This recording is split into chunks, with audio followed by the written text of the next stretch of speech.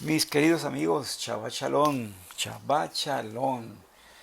Qué bueno para mí es llegar a ustedes con esta enseñanza, una enseñanza muy particular, que la quise hacer de esta manera, así grabada, porque yo pienso que merece toda la atención, y sobre todo de todos aquellos que están buscando pareja o que tienen el proyecto de casarse. Entonces esto va para ustedes porque la paracha del día de hoy tiene allí una historia muy interesante, ¿no? Que es cuando Abraham manda a su mayordomo a buscarle una esposa para su hijo Isaac o Isaac. Sí, entonces, eh, quiero que ustedes tomen el tiempo, quiero que ustedes se concentren. Por eso no la he hecho así. No he hecho un video, ¿verdad? Mostrando mi rostro para que ustedes se concentren en lo que van a escuchar.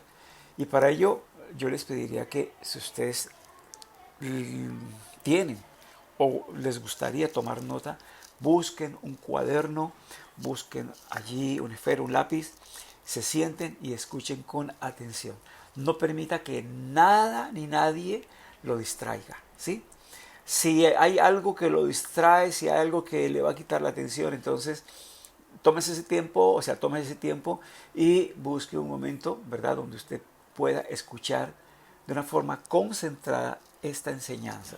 Ahora, esta enseñanza la traigo porque eh, hay casos, han habido muchos casos, ¿verdad?, a lo largo de el servicio que yo he hecho al Eterno, ¿verdad?, donde he visto fracasar a parejas, fracasar relaciones. Entonces esto es una enseñanza que va a tener la experiencia que pues, el Eterno me ha dado, ¿sí?, durante los 51 años que he andado con Él. Entonces, por favor, para que ustedes presten atención, y yo sé que de acuerdo a esto ustedes van a tomar una decisión, tienen que tomar una decisión o van a ver un panorama más claro de la relación que ustedes pretenden tener o que ya tienen con alguna persona con la cual se proyecta a vivir permanentemente. Entonces, estamos en la paracha número 5, paracha Hayé Sara, vidas de Sara, que va de Génesis 23:1 hasta el 25:18. Y eh, como ustedes recuerdan, aquí nos relata la parte de la Torá de esta paracha, que a la muerte de Sara, Abraham se interesa en buscar una esposa adecuada para Isaac. Entonces estaremos considerando, según el judaísmo, cuáles son los elementos fundamentales para conseguir una buena pareja, para tener un hogar, ¿sí? Dentro de ese contexto y, como les digo, la experiencia que el Eterno me ha permitido tener a través de todos estos años de consejería, ¿verdad?, a parejas, a personas que tienen en proyecto tener un hogar. En esta misión que le da Abraham a Eliezer, Abraham busca siempre la guía y la aprobación de Hashem. De hecho, en las palabras de Abraham encontramos allí esto como una realidad, ¿sí? Al decirle a Eliezer, el ángel de Dios irá delante de ti, ¿sí? Entonces, ya ahí vemos que Abraham, pues, ve más allá de, digamos, del ámbito normal, ¿no? Él quiere que sea Dios quien dirija todo esto, ¿sí? Porque, pues, además de lo natural, que es formar un hogar, hay aquí un propósito espiritual. Entonces ya podemos ver aquí cómo le daba la total soberanía, ¿sí?, al Creador para que dirigiera toda esta tarea que tenía Eliezer de ir a buscar una esposa para su hijo Isaac o Isaac. Muy bien, entonces vamos a hacernos aquí una pregunta.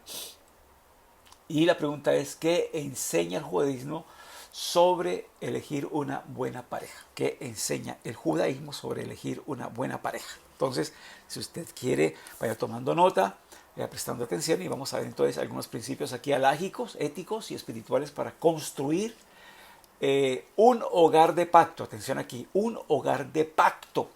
¿Sí? Y de pacto, esto quiere decir que vamos a considerar, obviamente, al Eterno, porque el Eterno fue el que instituyó el hogar. Entonces, un hogar de pacto es aquel que tiene en cuenta al Creador, ¿no? Para su funcionalidad, para que todas las cosas marchen bien. En la tradición judía, entonces, se ve el matrimonio como un acto santo, un acto de apartarse, un acto de consagrarse con la pareja, ¿sí? Por eso allá encontramos nosotros en Berechito, en Génesis, y por tanto dejará al hombre a su padre y a su madre. ¿Sí? Entonces, tanto hombre como mujer, la idea aquí es que se aparten para vivir solos y empezar así ese proyecto de vida, de tener un hogar, de tener una familia. Y también esto es como una misbah o su mandamiento y parte del tikkun del alma, porque allí es donde la persona pues obviamente empieza a madurar, a verse a sí misma, a tratar de congeniar, ¿verdad?, con su alma gemela, ¿no? Y de hacer esas correcciones que muchas veces por defecto y por influencia familiar o ambiental se trae. ¿Sí? No se trata entonces de gustos, sino de destino espiritual. O sea, atención aquí, no se trata de que nos entendemos, de que nos amamos, de que nos gustamos. No, hay que ver aquí por encima el sentido espiritual, ¿sí? El objetivo espiritual de esa unión. Por eso ahí se habla de hogar de pacto, porque se considera aquel que fundó el hogar, que es al Creador. Se considera, ¿verdad?, su voluntad, sus leyes, su propósito al fundar el hogar. Muy bien, entonces vamos a ver aquí algunos puntos que nos habla acerca de las cualidades que debe tener los futuros contrayentes. ¿Sí? Entonces, aquí, según los sabios y la tradición judía, que es muy rica en esto, porque pues tenemos, imagínense, más de 3000 años de experiencia al respecto, es bueno entonces considerar cuáles son estos términos, cuáles son estas cualidades que dicen nuestros sabios que debe tener la persona, el supuesto candidato o la candidata a ser la pareja permanente en el estado matrimonial. Entonces, lo primero aquí es Yirat Shamayi, temor del cielo, ¿sí? Y este es el criterio más fundamental en toda la literatura rabínica, ¿sí? O sea, esto es lo más fundamental, lo principal, ¿sí? Ustedes van a leer toda la literatura rabínica al respecto de parejas, al respecto de matrimonio y todo esto. Aquí es importante que el hombre, que la mujer tengan temor del cielo, ¿sí? Para entrar en ese pacto, en esa relación de pacto con el Eterno y con la persona que se ama. Y nuestros sabios enseñan entonces, allí como bien nos dice Mishlei o Proverbios 31:30, dice, la belleza es vana, pero la mujer que teme a Hashem, ella será alabada. Sí, entonces, vean ustedes aquí la importancia que se le da al temor a Hashem, al temor del cielo, ¿sí? Mishle o Proverbios 31:30, ¿sí? La belleza es vana, pero la mujer que teme, el hombre que teme a Hashem, ese es el que vale la pena. Y tendríamos aquí que definir qué es temor a Hashem. ¿Qué es temor a Hashem? Entonces, allí encontramos en Mishlei, en Proverbios 8:13, algunas cosas interesantes que hablan acerca de qué es temor a Hashem. Y ahí tenemos, aborrecer el mal, ¿sí? Entonces, una persona que aborrece el mal,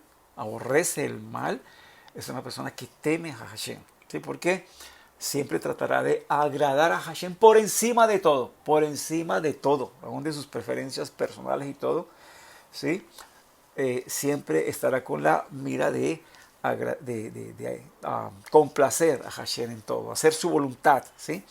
Y aborrece el mal porque el mal nos aleja, el pecado, la iniquidad nos aleja de Hashem. También la soberbia, una persona que se aparta de la soberbia, ¿sí? Entonces usted sabe que hay personas que son duras, son personas que no entran en razón, ¿no? Y hay mucha soberbia, esa es la soberbia del hombre, ¿no? De no tener en cuenta, de no aceptar la enseñanza, no aceptar el consejo. Entonces hay soberbia. También temor a Hashem es dejar la arrogancia, ¿sí? El no ser arrogantes, el no ser personas inconsecuentes, no ser personas razonables, ¿sí? El ser personas egoístas, ¿no? Entonces eso entra dentro de la arrogancia. Lo otro, temor a Hashem, es evitar el mal camino, ¿sí? El mal camino, ustedes saben, hay muchos caminos, ¿sí? Y hay muchas costumbres, ¿no? En diferentes partes de la tierra, ¿verdad? Por tradición, por cultura, etcétera. Y son caminos que no son buenos. Como dice la escritura, hay caminos que le parecen al hombre derecho, pero su fin es camino de muerte. Entonces, es evitar esos malos caminos. Eso es temer a Hashem.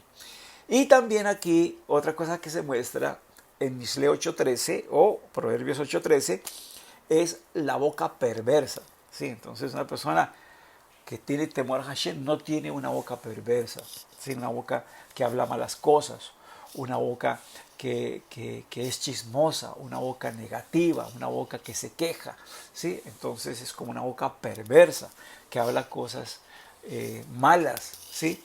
Que desea cosas malas, que manifiesta cosas malas, que manifiesta queja, que manifiesta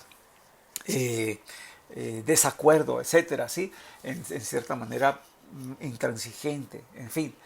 Esas son las cosas que muestra una persona que teme a Hashem, ¿sí? Uno, aborrece el mal, aborrece la soberbia, no se deja llevar sobre la soberbia, por la arrogancia, se aparta de los malos caminos y también de tener una boca que perversa. Ahora, sin temor a Hashem, si una persona no teme a Hashem, entonces no hay que fidelidad. Sin temor a Hashem no hay que fidelidad, ¿sí? Y de ahí pues obviamente los divorcios, ¿no? Por eso Yeshua dijo en Mateo 5 y también en Mateo 19, en esos capítulos habla acerca de repudiar a una mujer, ¿sí? Por inmoralidad. Entonces, ¿y por qué pasa la inmoralidad? ¿O por qué sucede la inmoralidad, verdad? Entonces, bueno, porque no hay esa fidelidad. Y obviamente, si no hay fidelidad es porque no hay temor a Hashem. ¿Sí? Entonces, aquí tanto el hombre como la mujer pueden ser infieles. Entonces, aquí se habla de que si se repudia a una mujer y ella se casa con otro hombre, entonces ella se comete adulterio, pues, a no ser, dice allí, ¿verdad?, que sea por causa de inmoralidad sexual, ¿no? Entonces, hay que darle carta de divorcio para que tanto él como ella no esté en estado de aguna. Aguna significa prohibida o prohibido, ¿sí? Y hay que darle entonces carta de divorcio para que quede libre y, bueno, pueda hacer su vida, ¿verdad?, con otro hombre o con otra mujer, ¿no? Pero allí está claro, por inmoralidad. Ahí dice por causa de fornicación, o sea, si hay algo indecente, si ha habido algo, ¿verdad?, allí en la parte sexual indecoroso, entonces obviamente se puede dar carta de divorcio. Si hay ciertas tendencias homosexuales, bisexuales, ¿sí? Lesbianas, entonces se puede dar carta de divorcio. Si hay una distorsión de la moralidad que se debe tener en la parte íntima, entonces se puede dar carta de divorcio. Sin temor a Hashem, entonces no hay pureza, tampoco hay pureza. Entonces allí, pues obviamente, ustedes saben que Tahara Mishpacha es uno de los temas, ¿sí? Pureza familiar es uno de los temas dentro del judaísmo que toma mucha relevancia, ¿sí? En la parte de la intimidad, en la parte del hogar, en la parte de la relación hombre con mujer, debe haber que Tahara Mishpacha, de cuidarse los tiempos, ¿verdad?, de poderse acercar sexualmente, y debe cuidarse los tiempos donde hay que evitar acercarse sexualmente. Ya eso es importante, y eso pues dentro del judaísmo es muy, pero muy cuidadoso. También en la parte mental, ¿sí? Dice allí Mateo 5:28, Yeshua hablando acerca del hombre que mira a una mujer y la codicia en su corazón.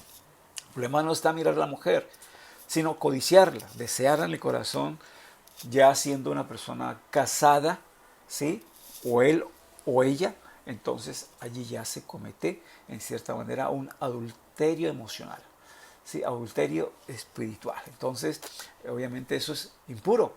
eso es impuro. Y pues no solamente el hombre que mira a la mujer, sino la mujer también que mira y codicia a un hombre. ¿Sí? Entonces esto se aplica, como vemos hoy la situación, para ambos casos. Sin temor a Hashem no hay pacto, obviamente. ¿Pacto con qué? Con la divinidad, ¿no? Porque si el hombre y la mujer no reconocen que el Eterno fue el que creó la institución del matrimonio, del hogar, y no se tiene en cuenta, entonces no se conocen las reglas al respecto. Se ignoran las reglas al respecto. Y a esto también se refirió nuestro Adón Yeshua en Mateo 19:4, cuando dice que en el principio el Eterno creó que hombre y mujer. Hombre y mujer. Entonces, por eso hoy vemos cómo sin temor a Hashem hay parejas lesbianas, ¿verdad? Hay parejas homosexuales y, bueno, bisexuales y toda esta clase de cosas que ha traído eh, toda esta libertad que hay de expresión sexual. Entonces, es de mucho cuidado. Por eso, no hay pacto, obviamente, con la divinidad. La persona ignora, ¿verdad?, lo que el Eterno quiere y las reglas al respecto de ese hogar que se está formando. Entonces, eso sucede porque no hay temor a Hashem. Entonces, para un hombre es importante buscar una mujer que tema a Hashem. Y para una mujer, buscar a un hombre que tema a Hashem. Sin esta base, entonces, ¿qué sucede? El hogar se debilita espiritualmente, ¿sí? Porque no está considerando a aquel que fundó, a aquel que estableció, ¿verdad?, el matrimonio y la base del hogar. Bien, entonces lo primero, Yirat Shamayim, temor del cielo. Lo segundo, Midot Tobot, buen carácter, Midot Tobot. Y el Talmud enseña, ahí en el tratado de Tanit 26b, dice, elige una esposa por sus cualidades, no solo por su belleza. ¿Sí? Entonces, allí es importante ver las cualidades. Ahora, yo aquí de pronto me estoy refiriendo mucho a la parte de la mujer, pero esto también es para el hombre, ¿no? Ver sus cualidades, no solamente su belleza física. Lo digo aquí porque el hombre se va más por la belleza física, ¿no? Mucho por la belleza física, o sea, por lo que ve, ¿no? La mujer, pues obviamente más por lo que oye, ¿no? Pero aquí se nos dice que el hombre debe buscar una esposa, ¿verdad?, con cualidades. No solamente la belleza es una cualidad, sino también las cosas internas. ¿Y cuáles son esas cualidades esenciales según los sabios? Bueno, entonces vamos a ver aquí lo que es más esencial.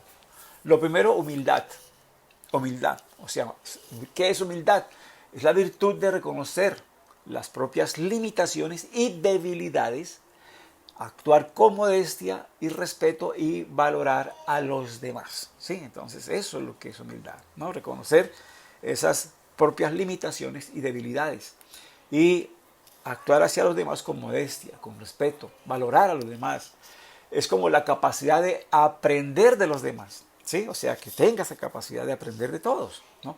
Y una actitud de no considerarse superior a otros. Obviamente, esto favorece la cooperación y el aprendizaje, ¿sí? Es una actitud de no considerarse superior a otros y esto favorece mucho a la cooperación y el aprendizaje.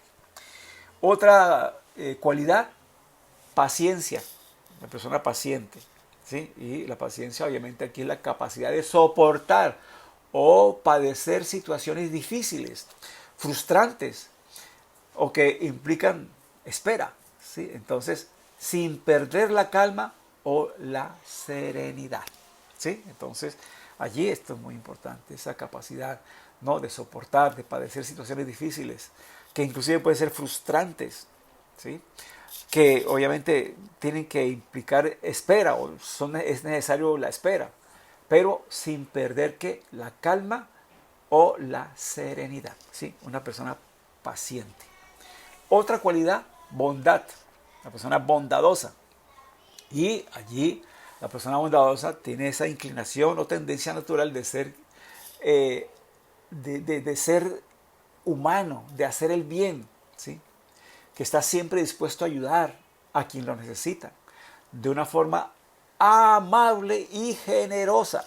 O sea, siempre está al servicio, siempre está buscando la forma de ayudar, está dispuesto, ¿verdad? En forma amable y generosa a colaborar o ayudar a quien lo necesita. ¿Sí? Esa es una persona que bondadosa. Una persona que controle el enojo, tenga control del enojo. ¿Sí? Y entonces aquí pues podemos decir que eso es como una especie de conjunto de técnicas o estrategias para manejar y expresar la ira de forma saludable. ¿Sí? O sea, no estamos exentos de tener ira, de estar enojados, no estamos exentos de eso. Eso puede suceder en cualquier momento. ¿Sí? Pero de una forma saludable, poder manejar esto de una forma saludable. ¿Cómo? Reduciendo tanto la emoción como las respuestas físicas asociadas. O sea, reducir ¿qué? Esa emoción, ¿no? O sea, eso que le revuelve a uno por dentro, ¿no? Y lo quiere hacerlo explotar, ¿no? Inclusive en respuestas hasta físicas, porque muchas veces hasta se llega a el daño físico, ¿no? Por no saber controlar esa emoción, por no tratar de expresar esa ira de forma controlada o forma saludable. Entonces aquí no se trata de eliminar por completo el enojo, porque eso es imposible. ¿Sí? Vamos a enojarnos de alguna manera por algo, ¿no? Sino de aprender a gestionarlo para evitar que se vuelva destructivo. Aquí es cuando el enojo puede volverse destructivo, la ira se puede volver destructiva, y ustedes saben que han habido casos muy trágicos donde la persona acaba inclusive con la vida de la persona que causa ese enojo, ¿no? Entonces es gestionar, es evitar que se vuelva destructivo y cause problemas en las relaciones, el bienestar o la salud. ¿Sí? Ustedes saben, eso hay que saberlo manejar, porque eso puede afectar una mala ira, un enojo, ¿sí? Puede causar inclusive enfermedad, ¿sí? Puede afectar la salud, ¿sí? Y el bienestar que uno tiene.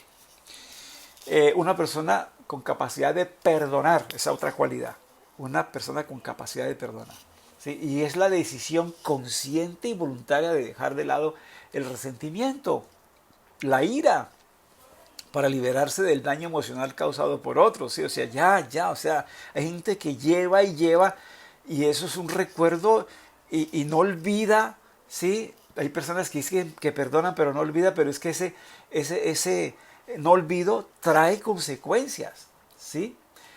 Trae resentimiento, trae amargura, y no, la persona no está liberada totalmente. Entonces hay que hacer una decisión consciente, voluntaria, de dejar de lado ese resentimiento, esa ira, ¿sí? Para liberarse de ese daño emocional que se causa uno mismo, ¿no? Cuando uno no tiene esa capacidad de perdonar. Es soltar el pasado para poder seguir adelante con mayor bienestar emocional y paz interior, ¿sí? Es dejar ya aquello que pesa, aquello que dejó heridas, ¿sí? Aquello que dejó resentimientos, ¿no? Para buscar esa paz emocional, esa paz interior, ese bienestar emocional, ¿sí? Podríamos decir también que es como una mirada compasiva hacia uno mismo y hacia los demás, reconociendo obviamente que no somos perfectos, que tenemos defectos, que tenemos errores, y eso es parte de la humanidad, ¿sí?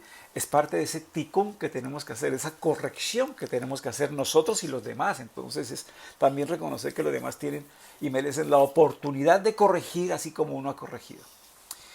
Otra de las cualidades es espíritu de servicio.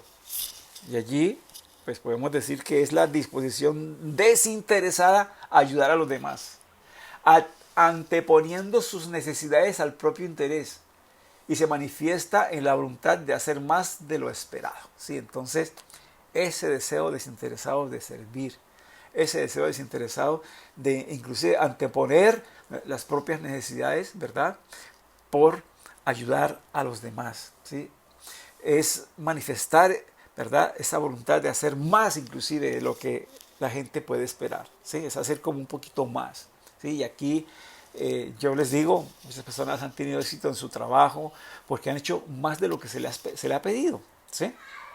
Y aquí recuerdo unas palabras que dijera nuestro don Yeshua, que que habla acerca del siervo que fue, hizo la labor y todo eso y llegó y entonces le tocó que preparar la comida a su amo y darle a su amo y entonces después le dijo el amo, bueno, ahora sí ve y descansa, ¿no? O güey, ya, ahora sí, ya quedaste libre. Entonces viene Yeshua y dice, siervo inútil le decimos porque lo que nos mandamos, lo que nos mandaron a hacer, eso hicimos. Entonces, caramba, por lo menos llegar a hacer más de lo que se nos manda a hacer es una bendición. Y cuando las personas trabajan y hacen más de lo que se les pide, son personas excelentes, son personas que están en un nivel superior. Y esto lo vemos nosotros aquí. ¿Recuerdan ustedes cuando Eliezer le pide una señal al Eterno y le dice, bueno, la mujer que venga y me dé de beber cuando yo le pida, y no solamente eso, sino que le dé de beber a los camellos, esa es la que tú has elegido? ¿Y qué hace ella? Cuando él le dice, dame un poquito de beber, ¿verdad? Agua de beber. Entonces ella dice, sí, te daré a ti y también a los camellos. Nadie le dijo a ella que le diera a los camellos, pero ella hizo un poco más. Hizo un poco más de lo que le pedía Eliezer. Entonces, muy hermoso esto, ¿sí? Espíritu de servicio, de poder servir a los demás, anteponiendo sus necesidades al propio interés, ¿sí? ¿No? Que uno pueda tener. Entonces, poniendo más valor a la felicidad de los demás que a las propias muchas veces.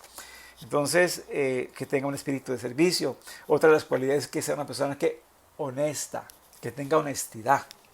¿Y qué es honestidad? Es la cualidad de ser sincero, de ser una persona sincera, que hable con la verdad, una persona justa, que actúe con integridad, expresando siempre la verdad y manteniendo la coherencia entre lo que dice y lo que hace, ¿sí? Eso se llama ser honesto, ¿sí?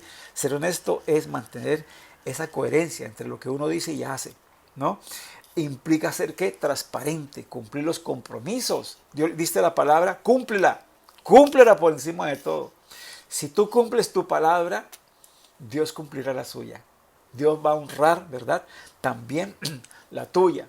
Sí, si tú honras la palabra del Eterno, Él también honra tu palabra.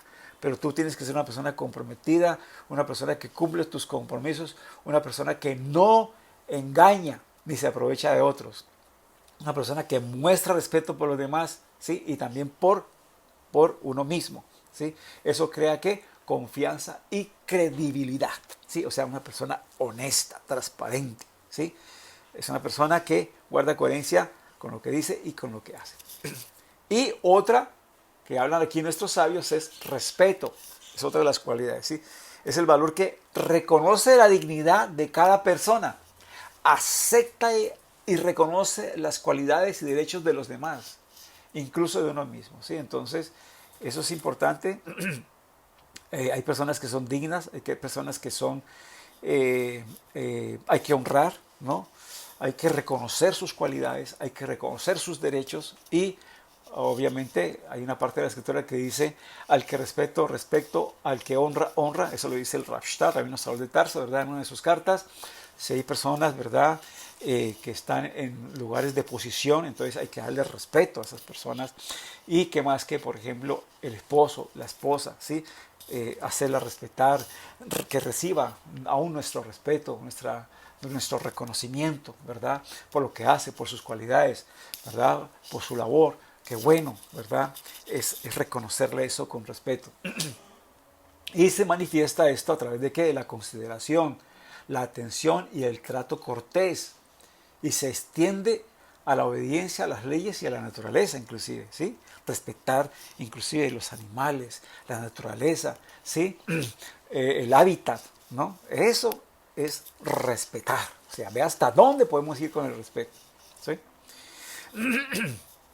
Y aquí, pues, haciendo ya como una especie de resumen en cuanto a las malas y a las buenas midot.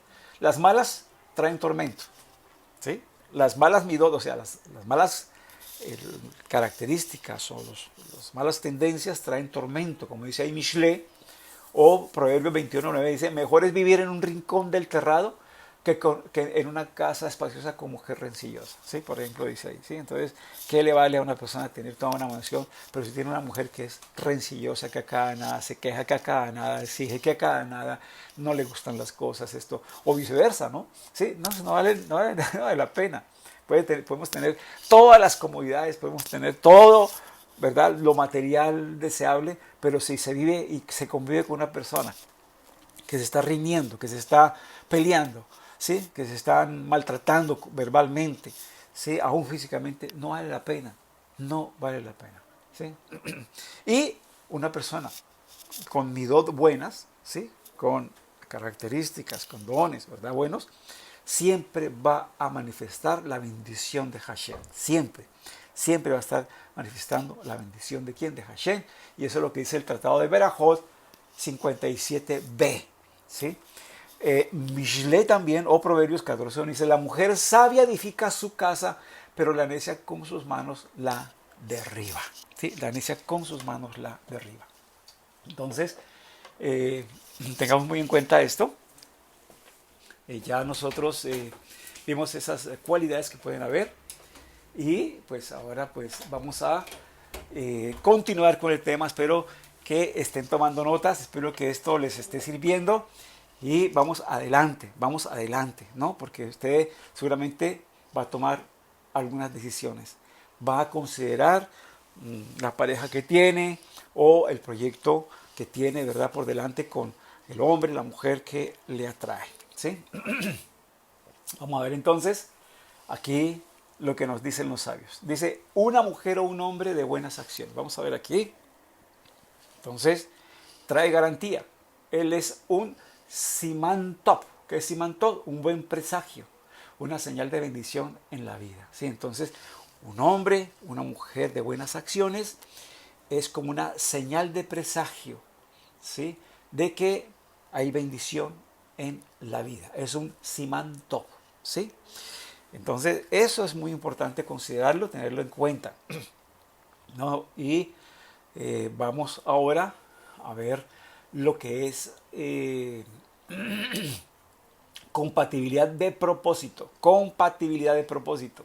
Entonces, en el judaísmo, el matrimonio es un proyecto espiritual conjunto, ¿sí? Vean ustedes, es un proyecto espiritual conjunto. O sea, hay que ver en la parte espiritual, ¿verdad?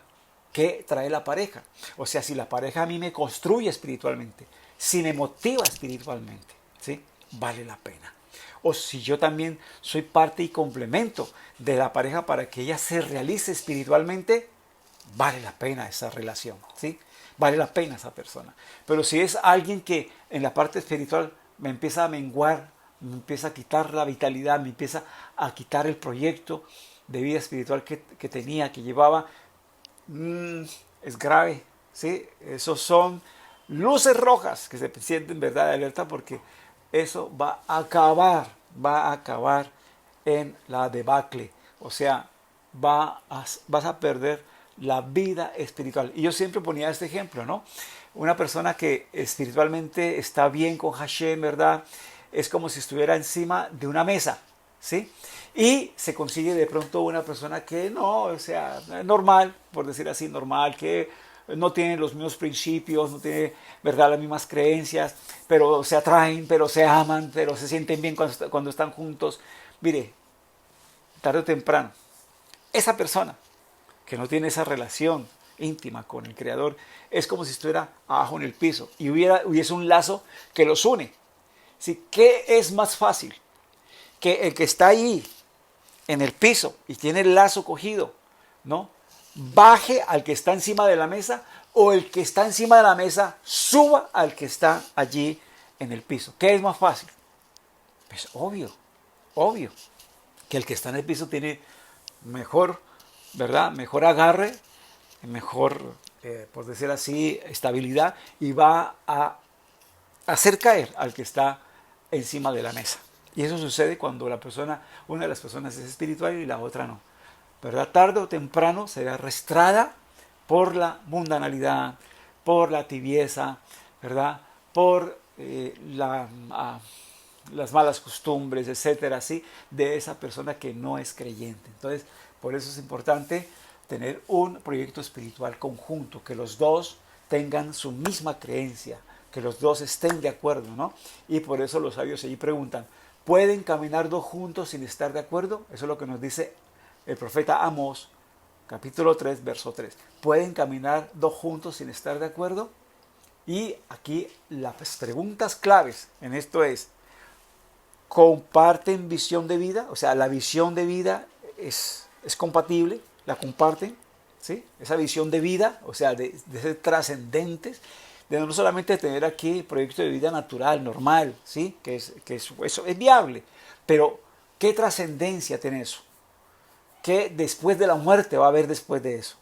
¿Hasta dónde te va a llevar esa relación que tienes o que vas a tener con esa persona? ¿Hasta dónde te va a llevar? ¿A hacer qué en esta vida presente? ¿A hacer qué? ¿A llegar hasta qué meta? ¿Qué propósito? ¿Sí? ¿Comparten sentido de misión espiritual? O sea, ¿tienen alguna misión espiritual? ¿Los dos? ¿Sí? El uno es el apoyo del otro para alcanzar su meta espiritual, su misión espiritual, su llamado espiritual. Otra pregunta es, ¿desean un hogar santo y limpio? ¿Sí? Hay dentro de esa relación, ¿verdad? El deseo de la santidad, de consagrarse, el deseo de la limpieza y pureza también, ¿sí? ¿La hay o no la hay? ¿Se quieren criar hijos de Torah o hijos de qué? ¿Sí? ¿Se quieren criar hijos de Torah? Porque en el judaísmo algo importante es que los hijos hereden esa Torah, hereden esas instrucciones divinas, ¿sí? Sean guardadores de esas leyes divinas, ¿sí? Si se proyectan a tener hijos, ¿no? Entonces es importante eso, que se hagan estas preguntas claves, ¿sí? Que los dos estén de acuerdo y que sea un proyecto espiritual conjunto. Entonces, aquí en la visión o proyecto, ¿verdad? Es importante que sea de pacto. Es importante que sea de pacto. Compartido es más importante que la emoción del momento, ¿sí? Entonces, la visión o proyecto de pacto compartido es más importante que la emoción del momento, ¿sí? Entonces, aquí no se trata de algo emocional, aquí no se trata de que, bueno, es que yo cuando estoy con él o con ella me siento bien, ¿sí? Me siento a gusto, me siento despejado, relajado. Pues eso está bien, pero hay una visión o proyecto de pacto. ¿Quiere decir esto? Que hemos considerado al Eterno, ¿sí? Tenemos los dos un trato con el Eterno también, de servirlo a Él por encima de todo, de hacer su voluntad por encima de todo, de querer el objetivo que Él tiene para nuestras vidas por encima de todo, ¿sí? ¿Ah? De esa emoción del momento, esa gratificación instantánea del momento, ¿sí? Está por encima esa visión y ese proyecto de pacto que tenemos con el que es eterno. El placer y el sentirme bien es momentáneo. El placer y el sentirse bien, eso es momentáneo, es algo que termina, que no es trascendente, ¿sí? El placer y ese sentirse bien es aquí, no más para aquí, pero no es trascendente. Recordemos lo que le pasó a Esaú, ¿recuerdan ustedes? O a Esaú, que él tenía hambre y por sentir esa gratificación instantánea de sentir ya su estómago lleno, de saciar el hambre, ¿qué hizo? Vendió lo más trascendental. ¿Y qué era lo más trascendental ahí? Su primogenitura, su responsabilidad y los privilegios espirituales, ¿sí? Que es lo que permanece para siempre. Eso fue lo que él vendió. Imagínense, nada más y nada menos. ¿Por qué? Por un plato de comida, por una satisfacción instantánea, ¿sí? Una gratificación instantánea. Quería saciar simplemente su hambre a pesar de lo que fuera. Podía entregar lo que fuera. Simplemente quería que su gratificación instantánea, su gozo del momento, su emoción del momento. Y eso es tan pasajero, tan pasajero. Entonces, miren ustedes, ¿sí? Aquí hay que buscar lo trascendente, lo que va a permanecer para siempre, lo que es eterno, ¿no? Bien, entonces eso es en cuanto a compatibilidad de propósito. Cuarto, estabilidad emocional y madurez. También hay que buscar una persona con estabilidad emocional y madurez. Y el Rambán enseña quién es, ¿verdad? Quién es impulsivo, iracundo, adicto, irresponsable, no es apto para matrimonio.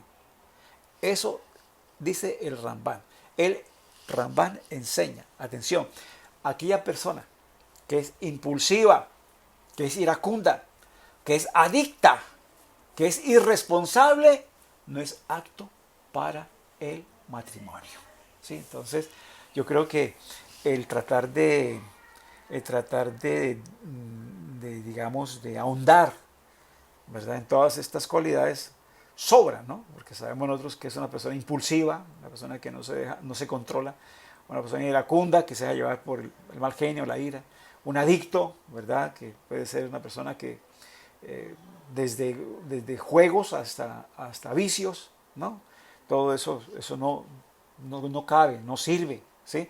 O una persona irresponsable que no cumple con sus compromisos y todo eso, no es apta para el matrimonio. Para nada es apta para el matrimonio. ¿Por qué? Porque el matrimonio requiere ¿qué? Estabilidad, ¿sí? Autocontrol, compromiso y capacidad de mantener lo que es el Shalom Bayit, o sea, la paz hogareña, ¿sí? Entonces, el matrimonio que requiere, o la relación de pareja requiere ¿qué? Estabilidad, autocontrol, compromiso, capacidad de mantener Shalom Bayit, o sea, la paz hogareña, la paz hogareña. Y para esto se requiere una persona espiritual.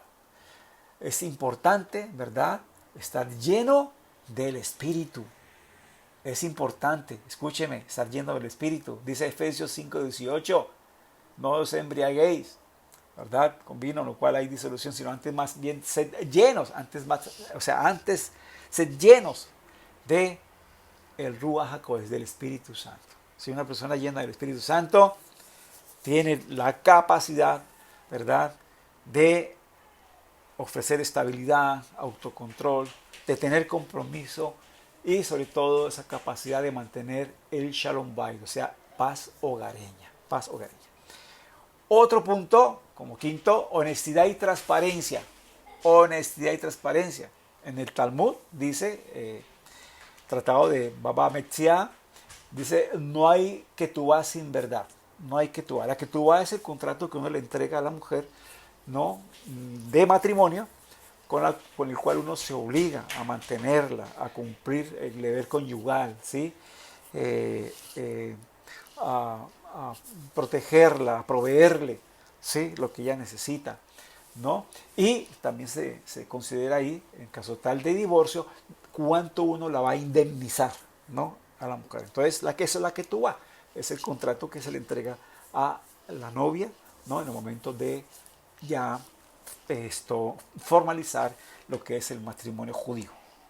Y si no hay honestidad y transparencia, entonces obviamente una relación construida con mentira destruye el Shalom Bayit, o sea, la paz, ¿verdad?, del hogar, ¿no?, la destruye.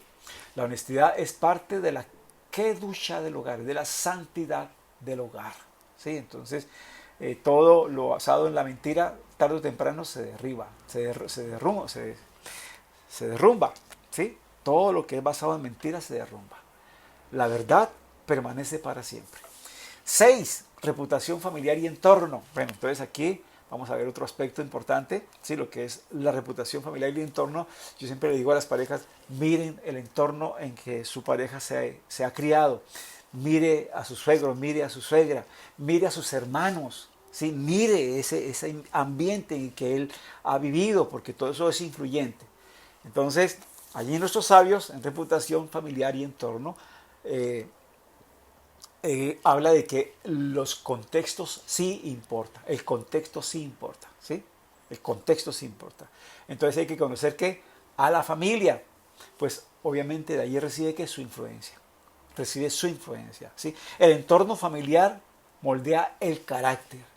Quien toma una esposa debe observar a sus hermanos. Atención aquí, quien toma una esposa, un esposo, observe a sus hermanos, observe el entorno familiar, observe cómo se comportan ellos, vaya, visítelos, llegue de sorpresa, mire el ambiente. Yo siempre he dicho que uno conoce a la persona ¿verdad? Cuando está en su hogar, cuando uno llega allí y él comparte con sus hermanos, con su papá, con su mamá, allí es donde la persona muestra lo que es, ¿sí? Uno no puede conseguir o conocer a una pareja simplemente con salidas, simplemente con visitas. No, no, no, no, no. Hay que ver en su entorno cómo él se mueve con su familia, cómo es el trato de esa persona con sus padres, ¿sí? O de esa mujer con sus padres, con sus hermanos. Es importante ver el entorno de la familia, donde él se ha criado, ¿sí?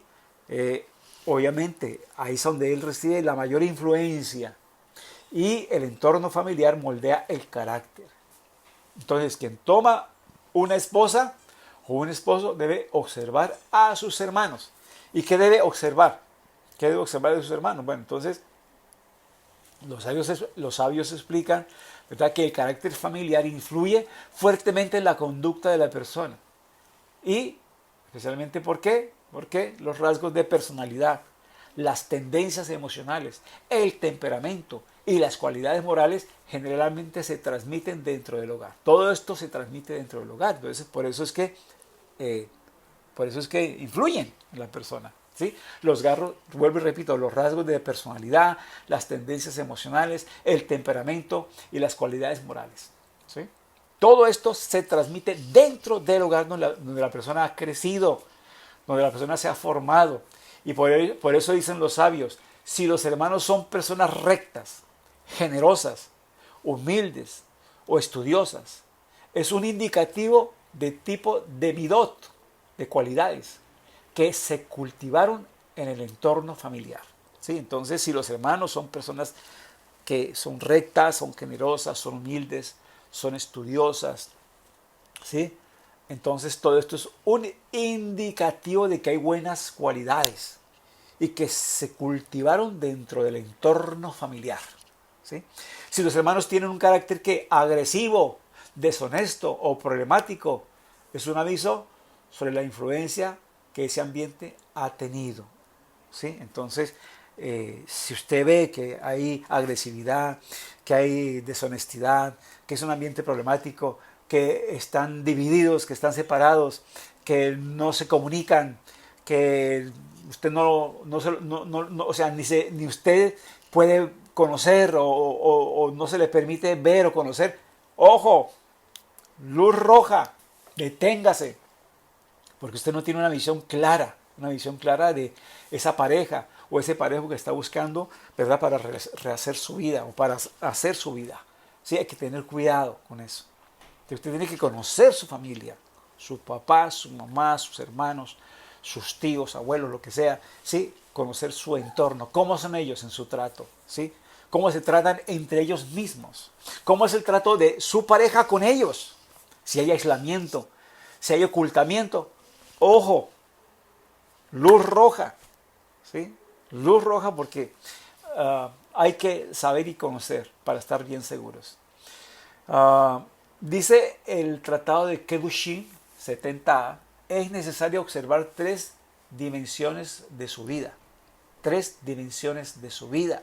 Y esto, pues obviamente, se aplica al hombre, pero también se aplica a la mujer. Entonces, para conocer a un hombre, conocer a una mujer, dice aquí que nuestros sabios que tres cosas, ¿sí?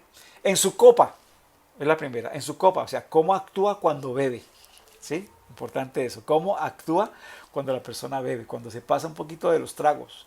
Entonces, usted sabe que la persona, como se dice, se desparpaja toda y entonces ya muestra lo que es, pela el cobre la persona, demuestra lo que verdaderamente es. Entonces, cuando, ¿verdad?, bebe. Entonces, en su copa se conoce la persona. En su bolsillo de cómo maneja el dinero. Mire, observe cómo maneja el dinero, ¿sí? Si es una persona responsable, una persona metódica, una persona que cumple sus compromisos o no, ¿sí?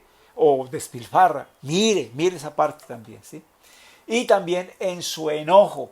Mire cómo es que se enoja.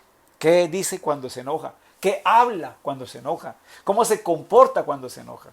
Entonces, eso dicen nuestros sabios allí en el tratado de Kedushin 70a. Observar esas tres dimensiones de la vida de una persona. Y aquí podemos aplicar hombre-mujer, ¿no?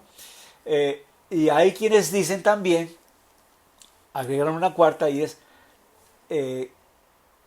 cómo se divierten, ¿sí? Cómo se divierten en su diversión, o sea, cómo hace el hombre, cómo hace la mujer para divertirse, qué le gusta, de qué manera le gusta divertirse. Entonces también ahí preste atención, ¿sí? Se lo hace de una forma malsana, burlándose de los demás, diciendo chistes de doble sentido. Tenga cuidado porque hay perversión, ¿sí? No hay pureza, hay que tener cuidado. O qué clase de diversión busca, también mirar a ver, ¿sí? Si son, adicciones, si son juegos pervertidos, ¿verdad? Hay que tener mucho cuidado allí, si son juegos violentos, en fin, todo esto es importante, ¿no? Ver, por ejemplo, personas, parejas, que les gusta el juego, por ejemplo, sí, y les gustan los juegos de lucha y les gusta acabar con las personas y todo esto. Entonces, hay un trasfondo allí de violencia, ¿sí? Hay un trasfondo allí de querer, ¿cómo se dice?, desfogar cierta violencia, etcétera. Entonces, miren bien allí esa parte de cómo le gusta a la persona divertirse. ¿De qué manera le gusta divertirse? Hay otros que lo hacen de forma sana, de pronto con juegos de mesa, con juegos que ayudan, digamos, a desarrollar la parte mental, etcétera. Bueno, mire a ver también. Hay quienes dicen que también en su diversión, cómo se divierte la persona. ¿Sí? Bien. Entonces, aquí yendo ya concluyendo en esta partecita, la persona no solo se casa con la persona, sino con su ambiente.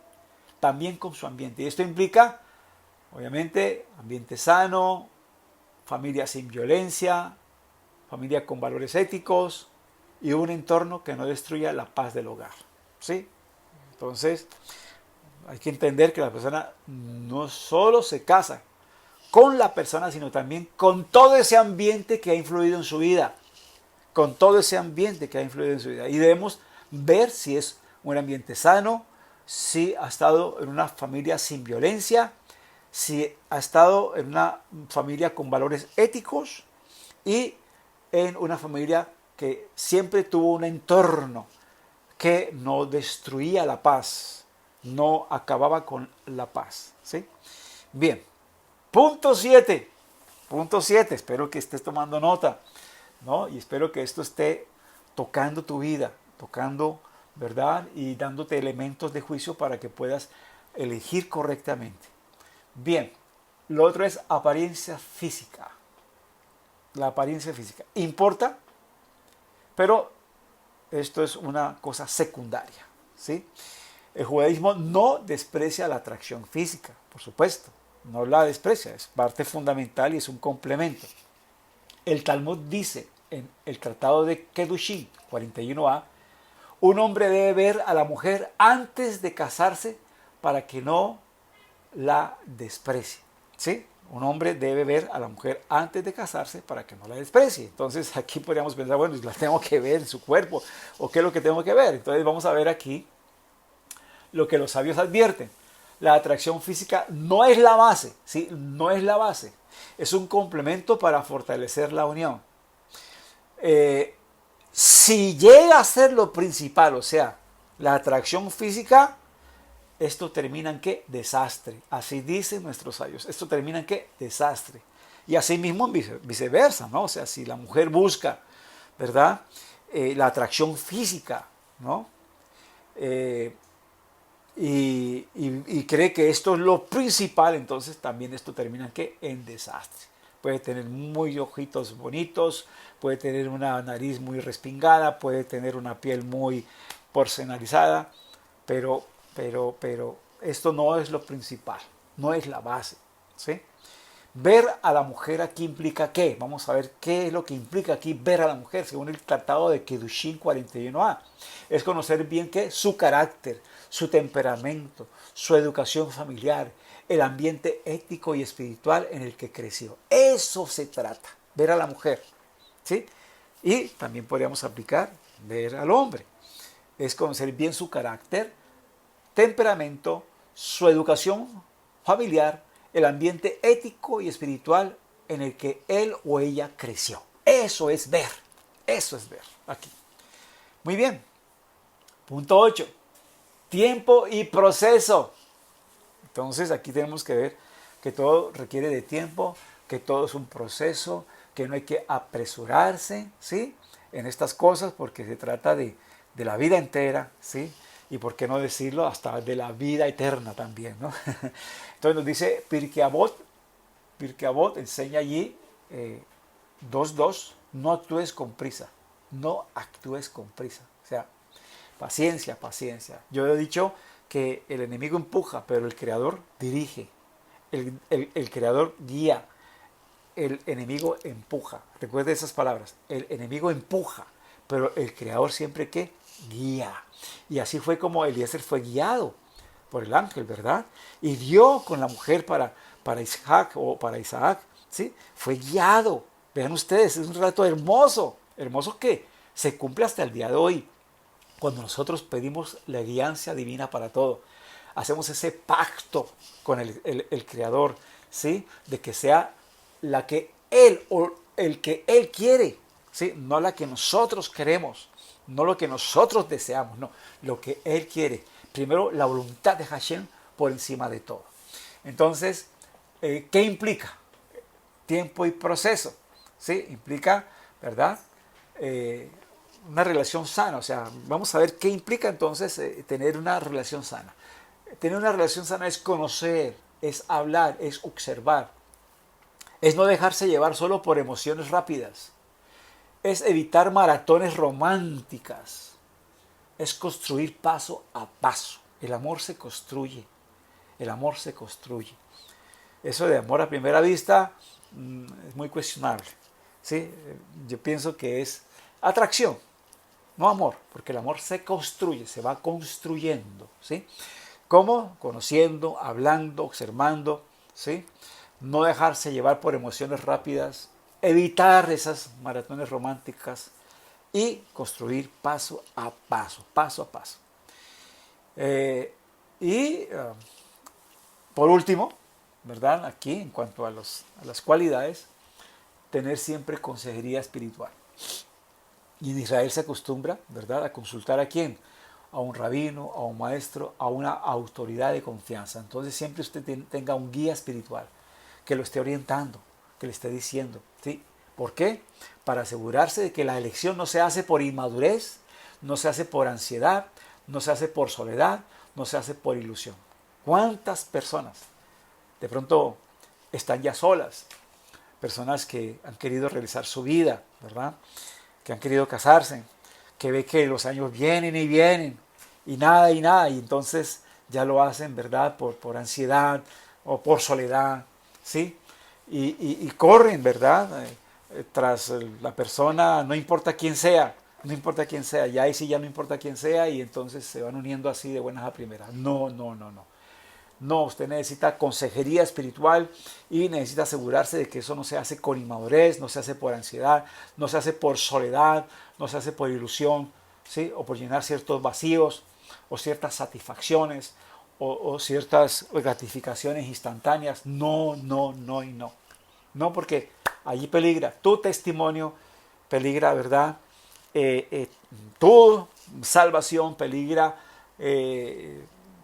tu santidad, peligra, bueno, infinidad de cosas, inclusive tu familia, porque ¿qué le estás mostrando a tu familia? Si tú eres una persona creyente, una persona que amas al Creador, que andas con el Creador, ¿cómo vas a tener un mal testimonio? ¿Cómo vas a mostrar, verdad, que te uniste y no fue lo más correcto, no fue lo más ordenado?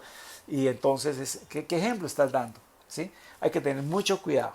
No hacer esto por inmadurez, por ansiedad, por soledad, por ilusión, por llenar algún vacío afectivo, etcétera. No, no, no. Entonces, por eso necesitas tú un consejero espiritual.